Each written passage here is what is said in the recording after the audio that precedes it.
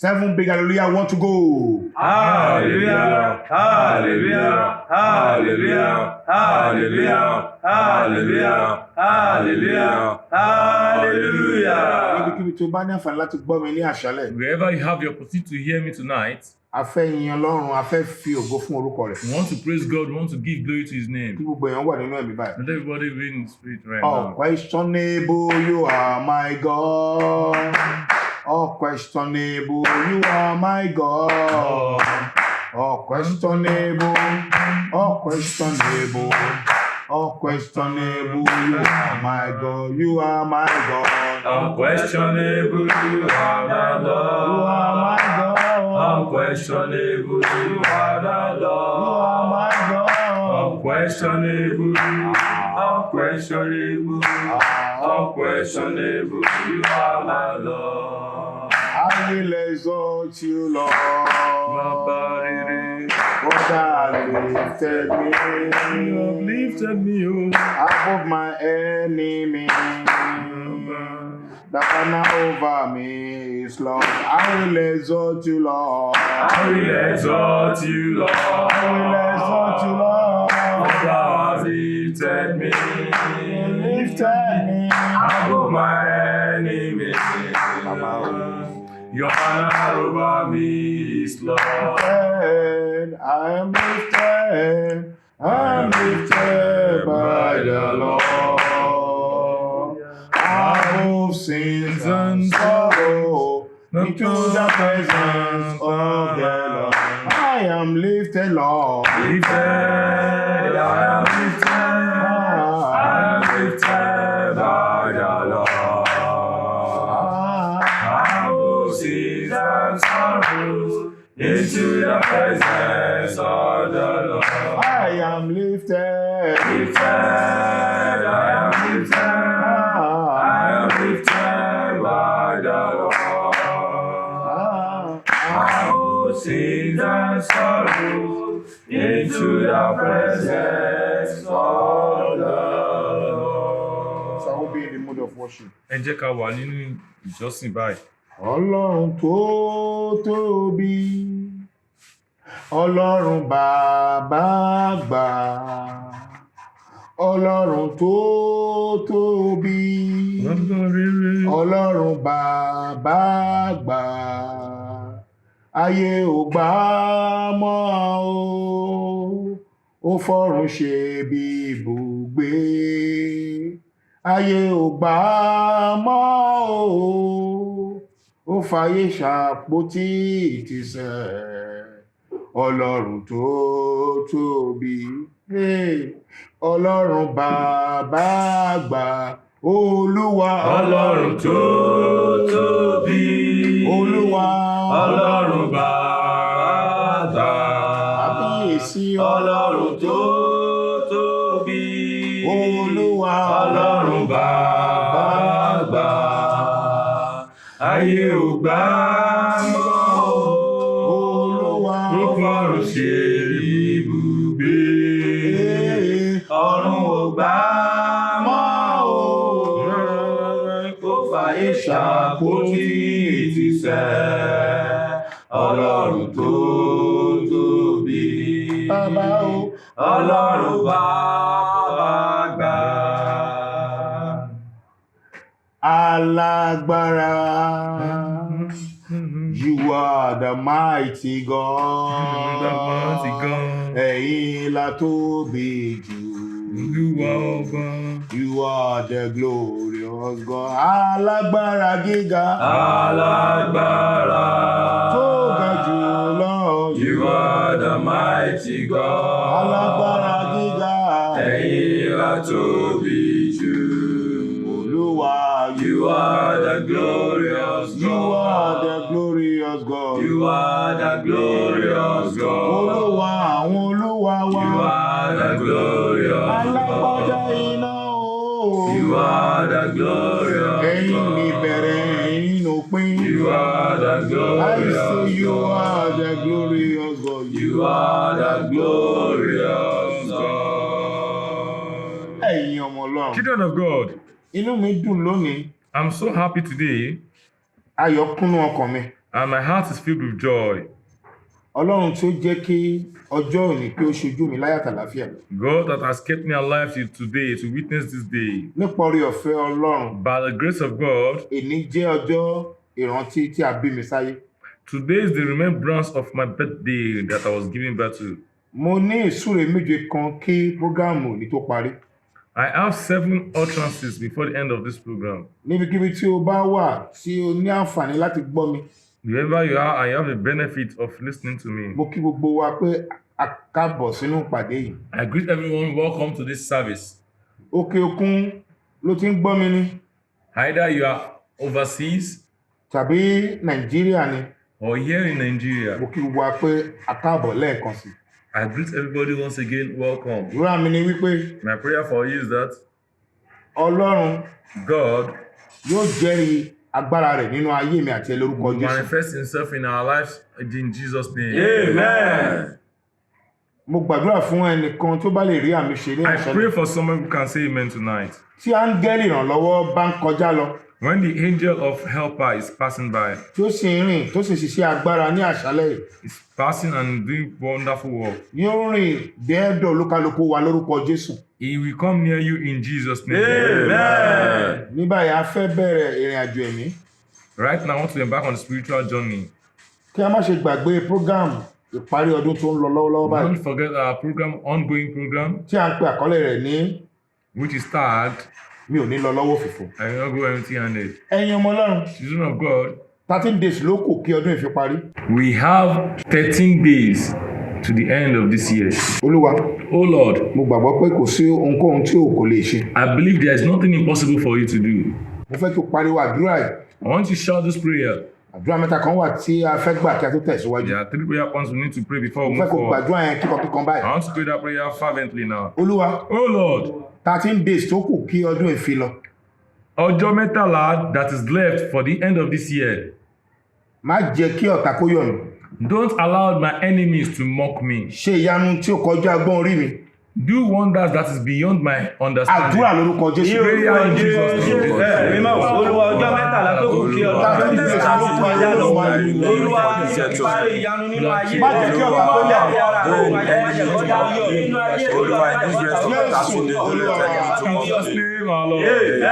Pariwo àdúrà lẹ́lẹ́kejì. Shout this prayer a second time. Olúwa, Oh Lord, nípa agbára tó fi dọ́ràn wáyé. by the power you created heaven and earth, 30 days tí ó kù yìí, these 13 days left, fi ìyanu bẹ ìdílé mi wò. visit my family with wonders. Àdúrà. Ó yá.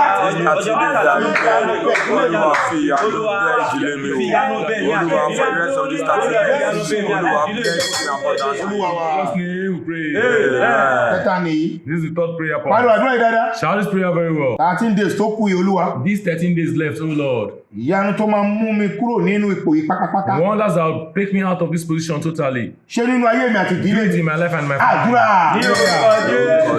Mímọ́ Olúwa ọjọ́ mẹ́tàlá tó kù kí ọdún ìlú kọjá lọ. Ṣé nínú ayé mi àti ìkọ́lù máa parí? Olúwa ṣe ìyanu nínú ayé mi kí ọdún tó parí. Olúwa for the rest of these 30 days. Olúwa do wonders.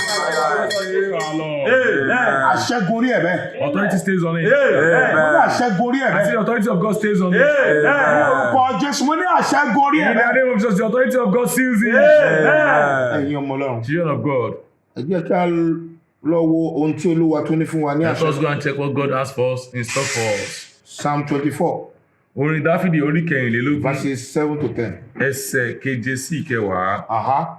Ẹ gbé orí yín sókè, ẹ̀yin ẹnu ọ̀nà. Lift up your heads, O ye gates, Kí ẹ sì gbé yín sókè, ẹ̀yin ilẹ̀kùn ayérayé. and be ye lifted up, ye everlasting doors, Kí ọba ògo kí ó wọ inú ilé yìí wá. and the King of glory shall come in.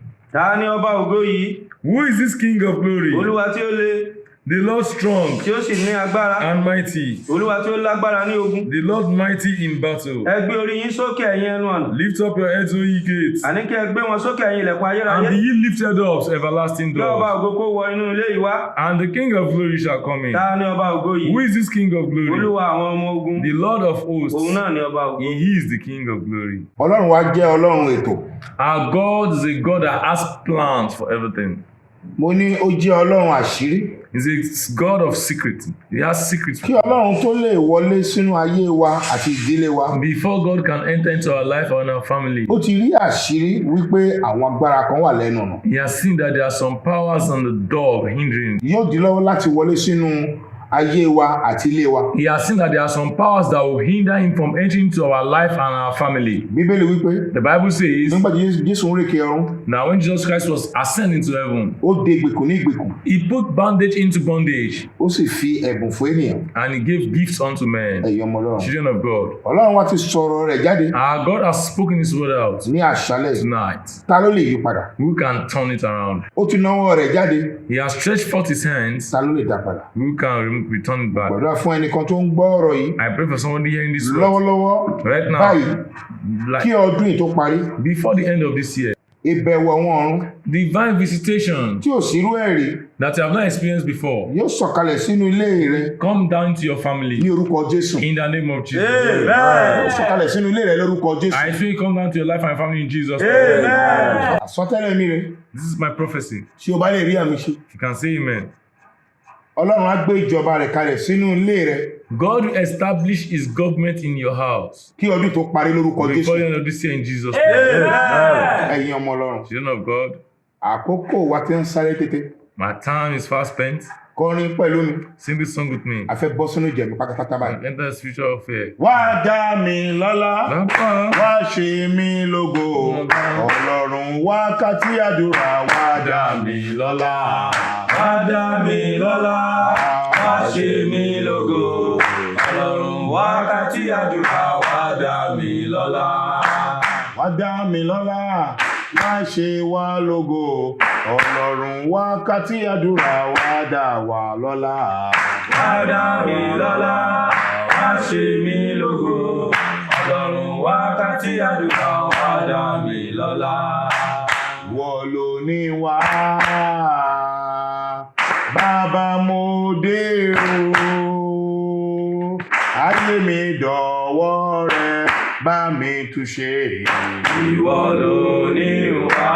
Wọ́n ló ní wá bàbá, Bàbá mo dé o. ayérayé o, Ayé mi dọ̀wọ́ rẹ, bá mi túnṣe.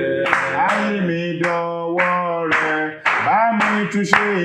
Ayé mi dọ̀wọ́ rẹ, bá mi túnṣe.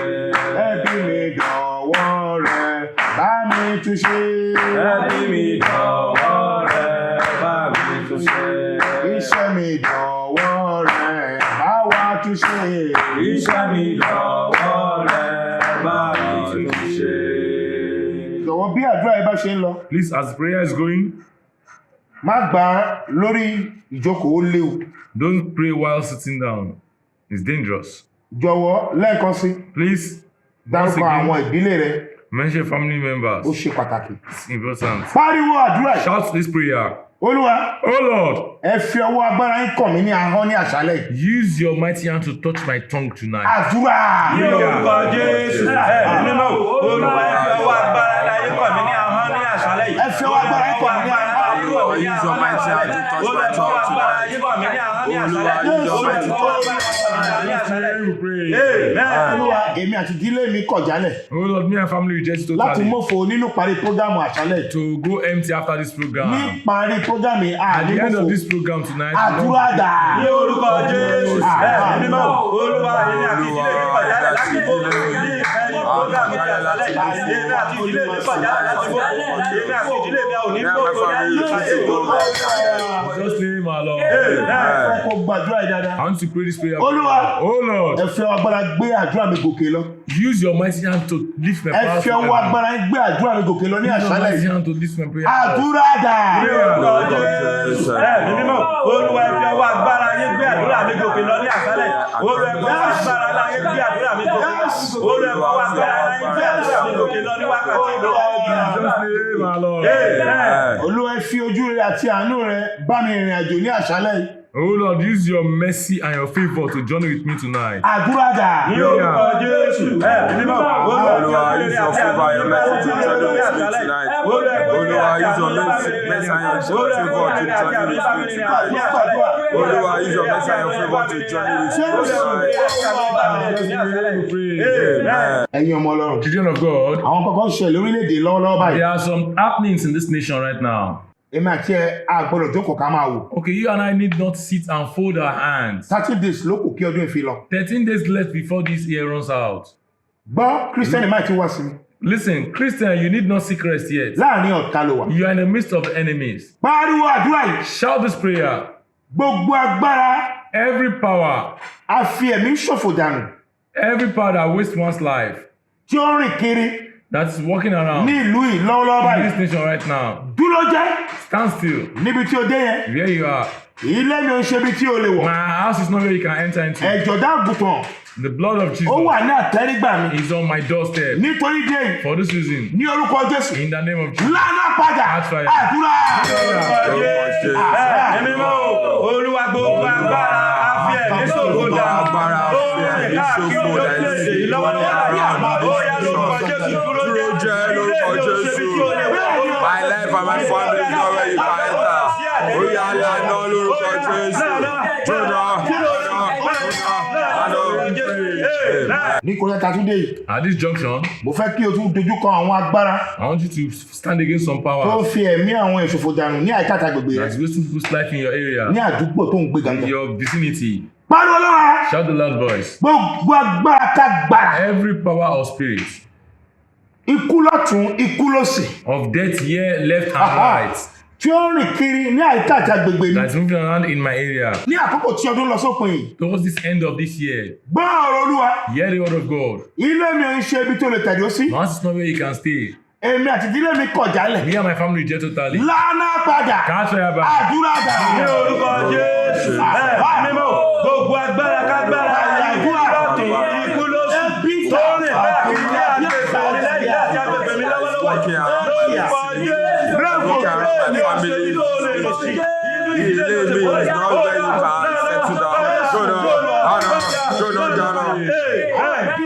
Ìkúlẹ̀kùn alákàdálẹ̀ àdàlíà. Oh yes, Lord. Mo fẹ́ kó wà nínú ẹ̀mí ní àṣálẹ̀. I want to be in spirit tonight. Wàá tún dojúkọ àwọn agbára tí ó Stand wà against ní some àdúgbò rẹ̀. powers in your area surrounding. Jọ̀wọ́, Please, má gbàgbé ìdílé rẹ̀ bí àdúrà ìbá bless ṣe your lọ. family as this prayer is going on. Gbogbo alágbára jẹ́. Every witchcraft, Tó fẹ́ fi àdúgbò mi kó àjọ ìparí ọdún. I want to use my area as end of year harvest. Kí gbogbo èèyàn gbé ọwọ́ lé orí báyìí. Let everyone put their hands on your head. Ẹni tó bá ní tí kò gbọ́n tí ẹ̀mí sọ. Where he that has ears, let me hear the spirit of God. Orí mi àti ìdílé mi. Say my Mo ní head kò and the head dárúkọ of àwọn my ọmọ family rẹ̀. members, my wife, my children. Orí mi àti ìdílé mi o. My head and the head of my family Kò ní members gbàbọ̀dè. will not be forbidden Ní orúkọ in Jésù. the name of Jesus. Ní àkókò yìí. This time, Láì káta gbègbè mi. in this area, Ládùúgbò mi. in my Ní orúkọ vicinity, Jésù. in Jesus' Gbogbo name. àbá tó fẹ́ fi wá kó àjọ. Everybody wants to just Ìkẹyìn ọdún yìí. for the end of the year. Orí mi àti ìdílé mi ò ní gbàbọ̀dè. My head will not be Dárúkọ forbidden. ọkọ rẹ̀, ìyàwó rẹ̀ àtọmọ rẹ̀. My husband, Orí wọn ò ní gbàbọ̀dè. you will not be Ó àdúrà. Orúkọ Jésù. Mímọ́. Gbogbo alágbára jẹ́ tó fẹ́ fi àdúgbò mi kó àjọ ìparí ọdún. Orúkọ Jésù. Orí èmi àti ìdílé mi ò ní gbàbọ̀dè. Orí ìyàwó mi ò ní gbàbọ̀dè. Orí àwọn ẹ̀gbọ́n mi ò ní gbàbọ̀dè. Orí mi ò ní gbàbọ̀dè lórúkọ Jésù. Orí mi àti ìdílé mi ò ní gbàbọ̀dè. Tí ìgbàgbọ́ rẹ̀ bá gbé, If your faith can cling to it, fẹ́ kó sọ gbólóhùn ọ̀rọ̀ I want you to say this 7 word ní ẹ̀ẹ̀mejì. 7 times. Olúwa, Oh Lord, mo ti jò nínú ẹ̀mí. I am weak spiritually. Èmi gan-an mọ̀ nínú pé mo ti jò nínú ẹ̀mí. I myself knew I've gone down spiritually. Ìwọ ni mo pè lónìí Olódùmarè. It's you I call on to today, God. Ẹ fi iná kún pẹpẹ àdúrà mi lónìí. Use your fire. Add your fire to my Ẹ̀yin ọmọ Ọlọ́run altar ẹ today. gbàdúrà ẹ nínú ẹ̀mí. Pray that prayer. Olúwa ẹ fi iná kún pẹpẹ àdúrà mi lónìí. Mo ti jò nínú ẹ̀mí. Hand to your fire. Ràn mí lọ́wọ́. Pẹpẹ àdúrà mi ti ń lọlẹ̀. My altar prayer is sọ mí going jí. down. Oh Lord, wake me up. Àdúrà. Orúkọ Jésù. Mímọ́. Olúwa mo ti jò nínú ẹ̀mí. Èmi náà mọ̀ pé mo ti jò nínú ẹ̀mí. Olúwa fi iná kún pẹpẹ àdúrà mi nísinsìnyí. Olúwa fi iná kún pẹpẹ àdúrà mi. Olúwa sọ mí jí nínú ẹ̀mí. Olúwa fi iná kún pẹpẹ àdúrà mi. Olúwa fi iná kún pẹpẹ àdúrà mi. My Lord. Wọ́n pàṣẹ pàpàdúrà kó gba iná Ọlọ́run. Out of here, you see the fire of God. Kó gba iná Ọlọ́run. See the fire of God. Kó gba iná Ọlọ́run. Receive the fire of God. Kó gba iná Ọlọ́run. See the fire of God. Gba iná Ọlọ́run lórúkọ Receive Jésù. the fire of God in Jesus.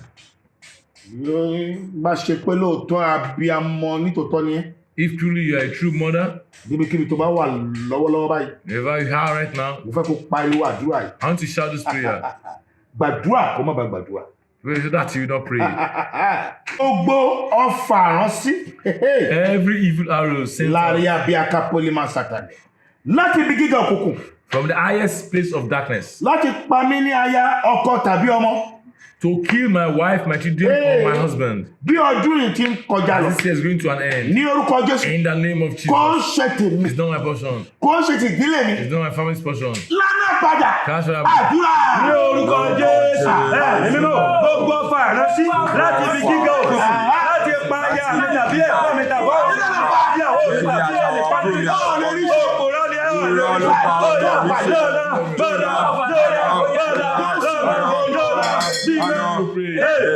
Gbogbo agbára tó ń dìde ìdájọ́ sí mi àti ìdílé mi. Everybody that is rising against me, condemnation on my Ní family. àkókò ìparí ọdún yìí, And towards this end of this ohun year, tí a kọ́ni wípé it is written. nínú Isaiah 54:17, You go for Isaiah chapter 54 verse 17. gbogbo àwọn tó bá dìde sí mi ní ìdájọ́ Every tongue that is against me in lÓlúwa judgment yóò dá lẹ́bi. shall be condemned. Ní orúkọ Jésù, In the name of ẹ gba ìdájọ́ Ọlọ́run. You receive judgment of Ẹ gba God. ìdájọ́ Ọlọ́run. Receive judgment of Lábí God. àkàrà di àgàrẹ̀. Ẹ gba ìdájọ́ Ọlọ́run. Receive judgment of God. Àdúrà. Èmi náà Olúwa gbogbo agbára tó dìde ìdájọ́ sí èmi àti ìdílé mi bí àwọn ìjọba ti lọ sí ìwé ìjọba wípé nínú ìwé ẹ̀sáyà gbogbo agbára tó dìde sí èmi àti ìdílé mi Olúwa yóò dájọ́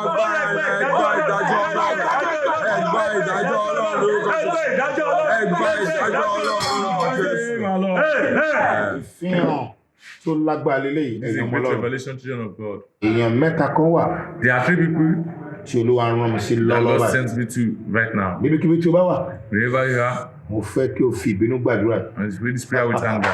Ẹni tó bá ní etí, Hear and have ears. kò gbọ́n tí ẹ̀yìn. Let him hear the Spirit is saying. Gbogbo ohun àjèjì Every strange voice látọjú àlá from the dream tàbí látọjú ayé of when I was alive tí ó wí pé that is saying, mi ò ní parí ọdún yìí. I will not finish this year. Ẹ jọ̀wọ́ kí gbogbo yẹn wà nínú ẹ̀mí. Please let us everybody be in spirit. Ní wákàtí ọjọ́ tí a wà, At this hour now, ohun wo ló ń sọ fún ẹ wípé ò ní parí who is ọdún? that voice that is talking to you that say you don't end this Ohun year? àjèjì wo ló sọ fún ẹ lójú There's a oorun? children that say you don't see the end of this Àbí year. àpẹẹrẹ burúkú ló ń rí lójú àlá Or what signs do you tó see in sọ your fún dream ẹ that is wípé telling ìwà àti you ìdílé ẹ̀ ní parí ọdún? that you will not see the end of the year? Nínú ìwé Isaiah 38, In the book of Isaiah chapter 38, Bíbélì wípé the Bible says Hezekiah ṣàìsàn dójú ikú. Ezekiel was sick to death. Wòlíì yẹn wá bá ẹ pé kó ó máa kú kó palẹ̀ ilé ẹ̀ mọ́ máa kú lórí The àkìtà. prophet now told you that you should prepare his house because he's going to die. Wá pariwo lóhùn rárá. You're going to shout. Gbogbo ohun àjèjì yìí Every strange voice kò ń ṣe tèmi. is not my own. Gbọ́dọ̀ Olúwa. Hear the word of God. Ìwọ ohun àjèjì yìí. Strange voice. Lánàá padà. That's right. Kò ń ṣe tèmi àti ìdílé mi. It is not my portion. Àdúrà.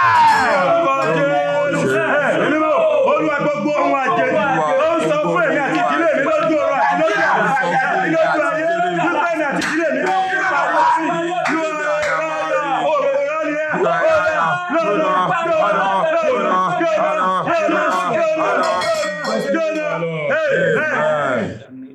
Tún lélẹ̀ ẹ̀yin ọmọ Ọlọ́run. This is another dimension, children of God. Ìfihàn ńlá tún lélẹ̀ ẹ̀yin This is ọmọ Ọlọ́run. another revelation, children of God. Ọ̀tá fẹ́ lo accident láti gba ẹ̀mí rẹ̀. The enemy wants to use the Ní accident àkókò yìí. to cut your life short at this hour. Gbọ́. Listen, Ó fẹ́ kó dìde kó fìbínú gbàdúrà. I want you to stand up and pray this prayer with Níbikíbi anger. tó bá ń gbọ́ mi lọ́wọ́ Wherever bá. you are right now, Dìde dúró. stand up Kó sì fìbínú gbàdúrà. and pray it with anger. Gbogbo ogun accident Every battle of accident ìparí ọdún yìí of the end of the year, tí àwọn ìgbìmọ̀ òkùnkùn ti parí ẹ̀ that the kingdom of darkness have prepared it down ní àkókò yìí. at this hour. Gbọ́ ọ̀rọ̀ Olúwa. Hear the word of God. Èmi àti ìdílé mi kọ̀ jálẹ̀. Our family just totally. Lánàá padà. That's right, Abba. Àdúrà. ní orúkọ Jésù nínú gbogbo ogun accident tí àwọn òkú ti parí rẹ̀ nínú parí ọdún yìí lórúkọ Jésù èmi àti ìdílé mi kọ̀ jálẹ̀ a ò ní bọ́ Èmi àti ìdílé mi á kọ̀ jálẹ̀. Èmi àti àbúrò mi á kọ̀ jálẹ̀ lórúkọ Jésù. Lánàá. Ọlọ́run.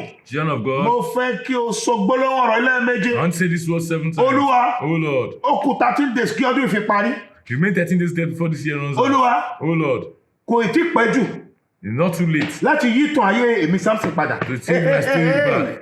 Kò ì tí pẹ́ jù sẹ́. It's not late Èmi ò mọ yet. tiẹ̀ o. I don't know about you. Kò ì tí pẹ́ jù fún I say Samson it's not late for you àti ilé mi and my house. láti yí ìtàn ìdílé mi We're padà. going to change our life. Sọ́lẹ̀ méje. Say seven. Àdúrà. Ní orúkọ Jésù. Kò tí pẹ́ jù. Mímọ́. Olúwa ó kù ọjọ́ mẹ́tàlá kí ọdún yìí fi parí. Olúwa kò tí ì parí. Láti ṣe ìyàwó láti jí ìkàlẹ̀ àti ìdílé mi. Láti jẹ́ sórí ayé mi àti ìdílé mi. Láti ṣe ìyàwó nínú ayé mi àti ìdílé mi. Olúwa yí ìgbà ayé mi. Olúwa yí ìgbà ayé mi àti ìdílé mi. Olúwa yí ìgbà ayé mi àti ìdílé mi. Olúwa yí ìgbà ayé mi àti ìdílé mi. Amen. This is another revelation from God Almighty. Ìfihàn mi really látọ̀dọ̀ Ọlọ́run wá. Aláboyún kan wà tó ń gbọ́ mi lọ́lọ́ báyìí. There's a pregnant woman listening to me right now. Oṣù mẹ́ta ni oyún máa ń bàjẹ́ lára. Every 3 months you have miscarriage. Gbọ́, Listen, oṣù mẹ́ta mi ti fẹ́ pé báyìí. another 3 months is about completing now. Ẹ̀rù wa ń bà ẹ́ wípé And you have been terrified. eléyìí náà tún máa wálẹ̀. Now this one is also coming down. Ẹni tó dáyà tí ọ̀run ní kí n sọ If fún ẹ you're wípé not I say I should tell you that. má sunkún mọ́, Fear not, do not weep again. ọ̀rọ̀ ẹ ti dayọ̀. That your case has turned to joy. Amen. Gbé omi mímu sí tòsí ẹ ní kíákíá báyìí. Get your drinking water beside you now. Mo fẹ́ gbàdúrà sómi. I want to pray into that water. Ní orúkọ Jésù. In the name of Jesus. Ní orúkọ Jésù. In the name of Jesus. Agbára ọlọ́kọ̀ wọnú omi ẹ lọ. Let the power of God enter into that water. Amen. Omi ẹ kó ṣiṣẹ́ agbára. Let that water do powerful work. Kó Amen. ṣiṣẹ́ àmì. Let it do wonderful work. Ṣiṣẹ́ Amen. ìyanu. And do Mr. Marvelous works. Amen. Omi ẹ bọ́nú bọ́ ẹ̀jẹ̀ Jésù. I did that in the blood of Jesus. Blood of Ní Jesus. orúkọ ti bàbá. In the name of the Father, Àti Amen. ní ti ọmọ. and of the Son, Àti ní ti ẹ̀mí mọ́. and of the Holy Spirit. Amen. Jésù Olúwa wa. In Jesus' name, our Lord. Amen. Omi ẹ báyìí ní Drink that kíákíá. water right now, quickly. Aha, thank you Father. Yoshiba Ba. Ọmọ tó máa ṣe fún mi báyìí. You know what we do Gbé for me? ọmọ èjì ẹ sí ikùn ẹ. Put your hands on your belly. Wà nínú ẹ̀rín o. Be in spirit. Gbàdúrà yìí báyìí. Pray this prayer like this. Gbogbo fàjèjì Every strange arrow láti ojú àlá mi from my dream tí ó máa ń ba oyún jẹ mọ́ mi lára. that do spoil my pregnancy in my body. Àkókò rẹ ti tó. Your time is up. Ní orúkọ Jésù. In the name of Jesus. Lánà jáde. Catch fire house. Lánà padà. Catch fire Ó back. yá àdúrà. Ní orúkọ Jésù. Mímọ́. Olúwa gbogbo ọ̀fà ìkejì. Látòjú àlá. Ó yá gbàdúrà níbikíbi tó bá ń gbọ́ mi. Níbikíbi tó bá ń gbọ́ mi. Ó yá máa gbàdúrà. Olórí má jẹ̀mú ẹ̀jẹ̀. I stand the covenant of the blood of Gbogbo ẹni Jesus. tọ́rọ̀ yìí kàn. Whoever is involved in this Agbára case, burúkú ẹ̀ tó ń bọ oúnjẹ mú ẹ that lára. that is consuming your Lóṣù pregnancy mẹ́ta. every 3 Ó months. yá kó la iná dànù rẹ̀. Catch fire back. Mo ní kó la iná dànù rẹ̀. That back catch fire. Mo paláṣẹ. I decree Ọfà burúkú yẹn that evil arrow láti inú ìjọba òkùnkùn wá. from the kingdom of darkness Lórúkọ Jésù. in the name of Kó Jesus. padà sórí àwọn tàbí ẹ̀ lórúkọ Jésù. Back to sender in Jesus. Gba ìtúsílẹ̀ kó gba òmìnira. Receive your deliverance and receive your freedom. Lórúkọ Jésù gba ìtúsílẹ̀ kó gba òmìnira báyìí. Receive your deliverance and receive your independence. Cover you with the blood of Jesus. Mo rí ọmọ nínú ẹ̀jẹ̀ Jésù. Blood of I cover you with the Jesus. blood of Mo rí Jesus. ọmọ nínú ẹ̀jẹ̀ Jésù. Blood of I cover you with the blood of Jesus. Jesus. Mo rí ọmọ nínú ẹ̀jẹ̀ Jésù. Blood of Jesus. Thank you, Kò Father. sí bàbá. Jésù Olúwa wa. In Jesus' name, our Lord. Amen. Olúwa ti tú ọ sílẹ̀. God has set you free. Ibikíbi tó bá wà. Wherever you are, Hallelujah mẹ́ta tó ń sún àrà. shout it on the side. 1 to go. Hallelujah. Hallelujah. Hallelujah. Tó dáyà tí wọ́n ní kí n sọ fún ẹ pé The creator of heaven and earth said I should tell you that ọ̀rọ̀ ẹ ti dayọ̀. your case has turned to Ogun joy. tó ṣẹ́ That battle that has broken your life kò ní today gbérí mọ́ lórúkọ Jésù. will not rise again in second. Amen. Kò ní gbérí mọ́ lórúkọ I Jésù. say affliction will not rise in your life again in second time. Amen. Ẹ̀yin ọmọ Ọlọ́run. Children of God, Ní kòríta tí a dé yìí. at this junction we are, Àwọn alágbára kan wà tó ń ju ọfà lọ́wọ́lọ́wọ́ báyìí. there are some strong forces that are shooting evil arrow now. Pariwo lọ́wọ́. Shout the loud voice. Gbogbo alágbára kòkò láti ibikíbi. Every part of darkness from every corner Tó ń ju ọfà lọ́wọ́lọ́wọ́ are báyìí. shooting arrow right now. Gbogbo ẹnikẹ́ni. Whoever it may be, Ẹ pàṣẹ gbogbo ẹgbẹ́ tó ń gbọ́rọ̀ yìí. Ẹ pàṣẹ lọ́wọ́lọ́wọ́ báyìí. decree right now, sir. Ní orúkọ Jésù Kristi. In the name of Kó la iná Jesus. padà. Catch fire Kó la iná back. padà. Catch fire back. Àdúrà. Ní orúkọ Jésù. Mímọ́. Gbogbo ẹnikẹ́ni tó ń ju ọ̀fà sí ayé rẹ̀ àti ìdílé mi lọ́wọ́lọ́wọ́ báyìí. Lórúkọ Jésù. Ó yẹ ìlànà padà. Ìlànà padà. Ó pàṣẹ lórúkọ Jésù. Ó yẹ ìlànà padà. Ìlànà padà. Amen. gbogbo ènìyàn tó ń gbọ́ mi ní àkókò yìí. Everybody listening to me this jọ̀wọ́ hour. bí àdúrà yìí ṣe ń lọ As dárúkọ this prayer àwọn is ìdílé going, rẹ. mention your name, your family names. gbogbo alágbára jẹ́ Every powers of witches láti ibikíbi from any angle tí ó máa gbé that we carry, ohun tí máa sì lé mi lọ́wọ́ fún ọdún 2021. that will put me in the problem that will be nothing for the year 2021. alágbára jẹ́ kan wà ní ibì kan. There is one witch in one area, one ní woman. olúwa ọlọ́run ọmọ ogun. I say, Lord of hosts, mo fẹ́ kó fi ìbínú gbàdúrà. children of God, I want to pray this prayer with anger. ibikíbi tí o bá wà tó bá ń Wherever gbọ́ you are and you are listening to me, ọ̀tá fẹ́ gbé ohun tó máa sì lé ẹ lọ́wọ́ the fún enemies want to 2021. put into your custody what ohun you tó will not ohun tó say. sì ń ṣe lọ́dún yìí ìyẹ́ ìwà ń bẹ̀. What they have done this year is you are still feeling it. kò tún ní dára kó tún gbé mi ìyọ ní ọdún It tó is ń not bọ̀. well that you should bring another one next year. pariwo lọ́la. Shout a loud voice. irọ́ You are a liar. irọ́ lélẹ̀ It is a lie. kò ní ṣe It's not possible. ní orúkọ Jésù. In the name of Jesus. jáde kúrò nínú ayé Go mi. out of my life. lánàá padà àdúrà. Ní orúkọ Jésù. Ẹ̀mí mọ̀, gbogbo alágbára ẹ̀jẹ̀ ò láti fi kíbi. Èyí tó ṣetán láti gbé ohun tí èmi àti ìdílé mi máa máa sí. Lé wọn lọ́wọ́ fún ọdún 2021. Òpùrọ́ ni kò ní ṣe. Ó dáná sí lórúkọ Jésù. Ó yẹ lánàá papọ̀ kí ẹ gbóná sọ̀nù. Ẹ lánàá padà kí ẹ gbóná sọ̀nù. Ẹ lánàá padà kí ẹ gbóná sọ̀nù. ẹ̀yin ọmọ ọlọ́run Children of God, ìfihàn ńlá mi tún lélẹ̀. this is another great revelation. abiyamọ Mothers, òkú ọ̀rọ̀ ọmọ. hey, I greet you, well done. abiyamọ kan tó ń gbọ́ mi lọ́wọ́lọ́wọ́ báyìí. There is a woman listening to me, a mother listening to me right now. nínú ọmọ tí o bí Among your children, ọ̀tá ti pa méjì nínú the wọn. enemies have killed 2 out of them. tí ó bá di on the 27 On 27th December 2020 of December 2020, ọ̀tá tó fẹ́ pa ẹ́ lọ́mọ. the enemy plan to kill another one.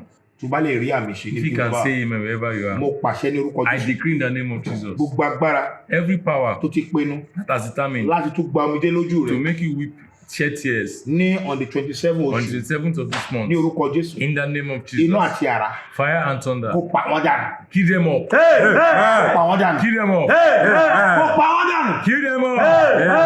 nítorí tó bá ń gbọ́ mi báyìí. Wherever you are listening to me right now, dúró jẹ́ kó sì rí gbà lóluwà. that's the salvation of pariwo God. àdúrà yìí. Shout this prayer. gbogbo alágbára òkùnkùn Every strong man of darkness tó ní dandan that say for mo compulsory gbọ́dọ̀ ṣòfò ọmọ that I must lose my kí children ọdún ètò parí. before the end of this ní year. orúkọ Jésù In the name of Jesus. dá padà Backfire back. kí n ṣe tèmi It is not my portion. lánàá padà Catch fire. àdúrà. Ní orúkọ Jésù. Ẹ̀mí mọ̀, gbogbo alágbára òkùnkùn tó ti pinnu pé dandan mo gbọ́dọ̀ ṣòfò ọmọ tàbí mo gbọ́dọ̀ ṣòfò ẹ̀gbọ́n ìtàbá wà lórí kí ọdún yìí tó parí yóò ayé láyé. Ó yá,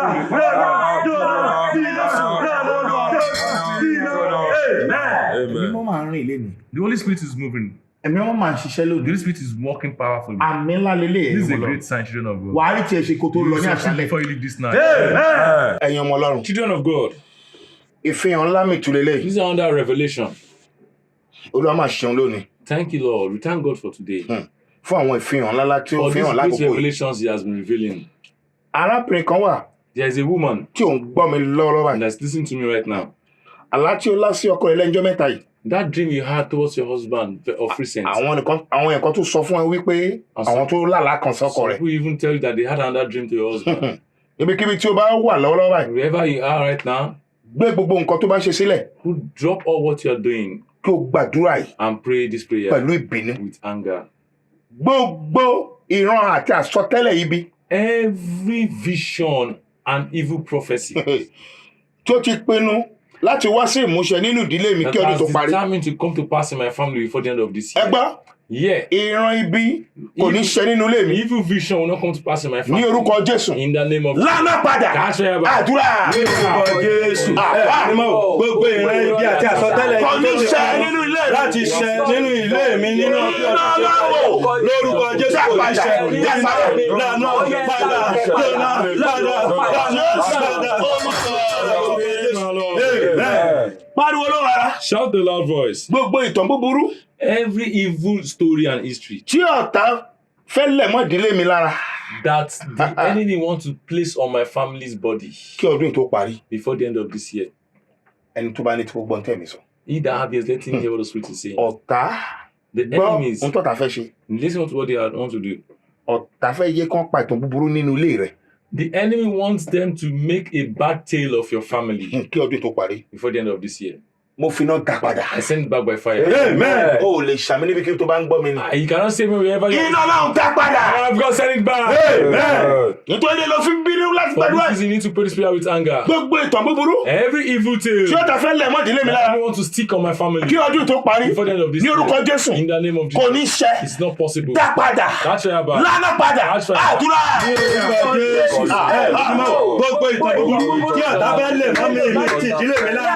Tí ọ̀tá bá wà ní orúkọ Jésù kò ní ṣe. Ó yá lánà padà gbéná padà. Àbí ẹmọ ní tòótọ́. True mothers. Ní kékeré bá. Quickly now, Ẹ sọ fún gbogbo àwọn ìdílé yín. tell all your family members, Ọmọ yín, your children, ìyàwó, your ọkọ. wife, your husband, Pẹ́wọ́ wọn sórí wọn báyìí. they should put their hands on their heads Ní kíákíá báyìí. quickly Lọ́lọ́ báyìí.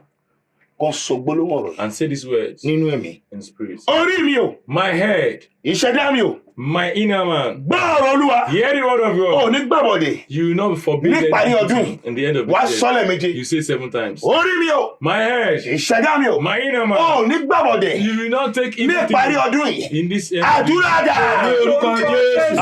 Mímọ́ ìwọ orí mi o, ìwọ ìṣẹ̀dá mi o, gbọ́ ọ̀rọ̀ Olúwa. O ní gbàgbọ́dọ̀ níparí ọdún yìí lórúkọ Jésù. O ní gbàgbọ́dọ̀ níparí ọdún yìí lórúkọ Jésù. Ìwọ orí mi, ìwọ ìṣẹ̀dá mi, gbọ́ ọ̀rọ̀ Olúwa. O ní gbàgbọ́dọ̀ níparí ọdún yìí lórúkọ Just name our Lord. Jésù. Níbikíbi tí o bá ń gbọ́ mi lọ́wọ́ báyìí. Wherever you're hearing me right now, Mo fẹ́ kó fi ìbínú gbàdúrà I yìí. want to pray this prayer with anger. Gbogbo àjàkálẹ̀ àrùn Every infirmity tó ti kóra jọ pọ̀ díẹ̀díẹ̀. that have gathered to themselves gradually, Ilé mi àti ìdílé mi. my house and my family Ó di èèwọ̀ fún ẹ is forbidden for you láti wọlé to enter into ní it. orúkọ Jésù. In the name of Jesus. Lánà padà. That's right. Àdúrà. Ní orúkọ Jésù. Mímọ́ gbogbo àjàkálẹ̀ àrùn tó ti ń kóra jọ pọ̀ díẹ̀díẹ̀ níparí ọdún yìí. Ilé mi di èèwọ̀ fún ẹ láti wọ̀.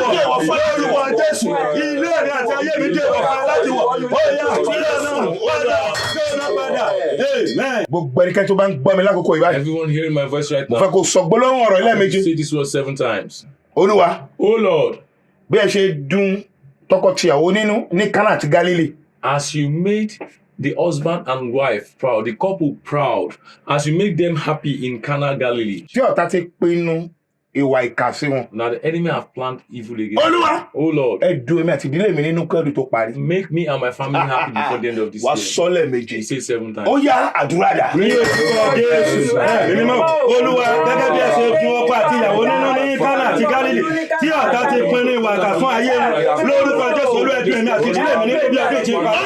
Olúwa ẹ dùn èmi àti ìdílé mi nínú kọ́dún tó parí. Olúwa ẹ dùn èmi àti ìdílé mi nínú kọ́dún tó parí lórúkọ Jésù. Just name our Lord. Àdúrà mẹ́ta yìí kí a tó lọ sùn. Pray this prayer before we go and sleep. Ohun tí a kọ ni wípé It is written, tẹ̀yin bá ń lọ when you shall go, ẹ̀ ní lọ lọ́wọ́ you fífún. shall not go empty-handed. Olúwa, Oh Lord, lábẹ́ ìkóso bó tún kí orí. under any circumstance, Àánú àti ìrànlọ́wọ́ mercy and help kó fọ́n lórí mi àti ìdílé mi. to speak on my life and my family Kí ọdún tó parí. before the end of this year. Àdúrà. Ní orúkọ Jésù. Mímọ́ Bíbélì wípé ó ní tí àwa máa ń lọ ẹni àwọn ò ní lọ lọ́wọ́ òfìfo. Olúwa lábẹ́ àkóso bó ti kí orí. Ẹ jẹ́ kí èmi àti ìdílé mi rí àánú àti olùrànlọ́wọ́. Ẹ jẹ́ ká rí àánú àti olùrànlọ́wọ́ gbà. Amen. Olúwa, Oh Lord, ìwọ ló ran arákùnrin tí ó wà ní odò Bẹ́sáídà lọ́wọ́ nínú ìwé Jòhánù 5:1-5. you are the one that helped and healed that man at the pool of Bethsaida in John 5:1-5. Ó wí pé He said, èmi kò ní ẹni. he said he has no man. Olúwa, Oh Lord, èmi náà ní ẹnìkan likewise myself, I have nobody tí ó ràn mí lọ́wọ́. that can help me. Mo mọ̀ gẹ́gẹ́ bí ẹlẹ́dàá mi. But I know you as my creator. Dìde ìrànlọ́wọ́ fún mi Raise help up for kí ọdún me tó parí. before the end of this year. Ẹ pariwo àdúrà yẹn. Shout and pray. Ní orúkọ Jésù. Mímọ́ Olúwa ìwọ tí ó ran arákùnrin létí odò Bẹ́sáídà lọ́wọ́ tí kò ní ẹnikẹ́ni. Olúwa èmi àti ìdílé mi náà ò ní ẹnikẹ́ni. Olúwa dìde ìrànlọ́wọ́ fún mi àti ìdílé mi. Olúwa dìde ìrànlọ́wọ́ fún mi àti ìdílé mi kí ọdún tó parí. Olúwa dìde ìrànlọ́wọ́ fún mi àti ìdílé mi. Olúwa dìde ìrànlọ́wọ́ fún mi àti ìdílé mi.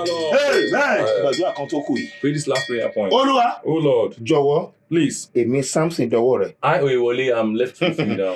Mo fẹ́ wà lára àwọn tí ó gbégbá ọpẹ́ I want to be among those that will do ní parí thanksgiving ọdún yìí. at the end of this year. Àdúrà dà. Ní orúkọ Jésù.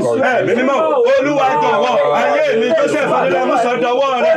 Olúwa jẹ́ kí n jẹ́ kan lára àwọn tó máa ń gbé ọ̀pọ̀lọpọ̀ ọdún yìí. Jẹ́ kí n jẹ́ ní àkọ́kọ́ tó máa ń gbé ọ̀pọ̀lọpọ̀ Amen. Thank you, Father. We give you all the glory. We give you honor. We give you all the glory.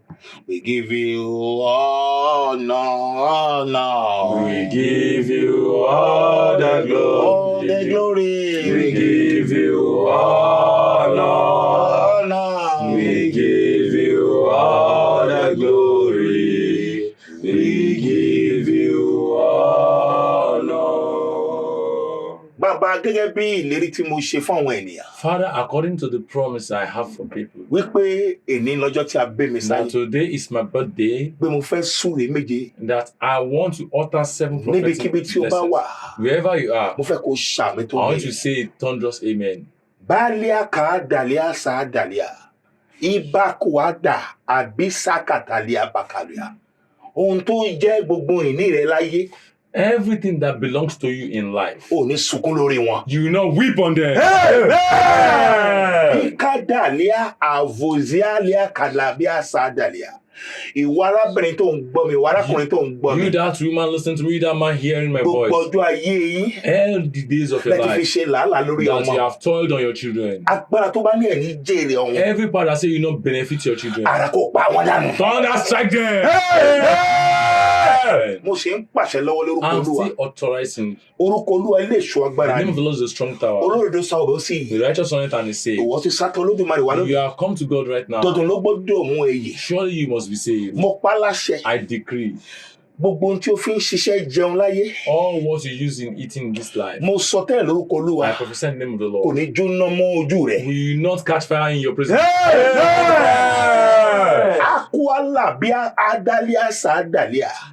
Ìwọ tó ti pinnu pé ò ní jẹ́ ènìyàn You that láyé. have done that, you not become anybody in Ìwọ tó life. sọ pé ò ní ṣoríire mọ́ láyé. You that some people have even said you cannot Wọ́n sọ bẹ́ẹ̀ fún survive. Ẹ́sítérì. They told Esther like that. Ẹrú lásánlàsán. A slave, a mere slave. Ìbídúà kàádà ṣùgbọ́n ọ̀rọ̀ kọ sí ní ọjọ́ kan. But the word changed. One day, Níwájú ọba the Arúsí. king of King Haros, Ọ̀rọ̀ jáde sí wípé the word came out. ìwọ ni ayami látòkè. You are my next queen. Mo pa láṣẹ. I decree. Adúlékèélìà Abiasadalia. Ẹni tó bá lè rí àmì ṣe. You that can say amen. Ọ̀rọ̀ jáde àṣẹ The word tẹ̀lé. comes out and 30 stays on it. Ìyanu tí kò lẹ́gbẹ́. Wonders that you have never seen. Àánú tí kò sírú ẹ̀ rí. Favor that you have not experienced. Ó yá kó wọnú ayé ẹ̀ lọ bá lórúkọ Enter Jésù. into your life now. Mo ní mo sì ń pàṣẹ lọ́wọ́. I say I'm still prophesying. Mo pa láṣẹ ohun tí ń bá wílé tí I olúwa máa decree ṣe. because whatever I say in the face of God will do Eléyìí ni for mo me. sọ lónìí. This I have said today. Ìrànlọ́wọ́ aláìlé ènìyàn. You helper of the helpless. Aládàáká Abu Asada. Kó jáde sí ẹ lórúkọ Jésù We Kristi. visit you in Jesus' name. Kó àsọtẹ́lẹ̀ méjì tó bá lè rí àmì Two ṣe. more prophecies if you can say amen. Mo pa láṣẹ I lórúkọ Jésù. decree in the name of Kọ́dún tó Jesus. parí. Before the end of this year, Gẹ́gẹ́ bí tíìmù wa fọdún yìí. according to our team for this Wípé ẹ year, ò ní lọ lọ́wọ́ fífọ́. that you not go empty. Mo pa láṣẹ. I decree. Ọ̀rọ̀ Ọlọ́run ló sọ bẹ́ẹ̀. That's the word of God. Ọlọ́run ló sọ̀rọ̀ yìí jáde. It's the God of God. Wípé èmi àti òní lọ lọ́wọ́ That you fífọ́. and I will not go Mo empty. pa láṣẹ. I decree. Kọ́dún tó parí. Before the end of this year, Báyìí lolúwa wí. thus says the Lord. Ìyanu kan A big tó wonder ju ẹgbẹgbẹ̀rún ìyanu lọ. that is bigger than Ìyanu all kan tó other pò wonders. kìkì rẹ̀ káàkiri gbogbo That will àgbáyé. pronounce your faith. Ọ̀run lẹ̀mọ́ ẹ lára báyìí lórúkọ Heaven Jésù. stick it on your body. Ọ̀rọ̀ tó kù nílé o lè This is the rámi last ṣe. one if you can say amen. Ìròyìn ayọ̀. Good news. Báàlì àṣà àdàlẹ̀. Ìròyìn ayọ̀ tí gbogbo èèyàn máa gbẹ́ Good news ẹgbẹ́gbẹ́ that ọpẹ́. people will gather together and Ọ̀run kò celebrate. lẹ̀mọ́ ẹ lára báyìí. Heaven stick it on your body. Dá gbogbo padà sọ́dọ̀ I Ọlọ́run. turn the glory back to God. Amọ̀rọ̀ yìí lọ sílé àṣẹ. Take it to the house of authority. Mo ní amúgbólóhùn ọ̀rọ̀ méje amú lọ I say sílé these àṣẹ. words we have taken to the house of authority. Ṣé wọn lára lórúkọ tí So bàbá? shall it be in your name. Ṣé wọn lára lórúkọ tí Shall ọmọ? it be in your life in the name of Ṣé wọn lára lórúkọ God. tí Shall it be ẹ̀mí in mọ́? your life in the name of the other. Kó o ní fọ́nà lókè Praise the o. name of God in heaven. Jésù Olúwa In wa. Jesus' name, our Lord. Ẹ̀yin ọmọ lọ. Children of God, Àti parí tán náà we have concluded.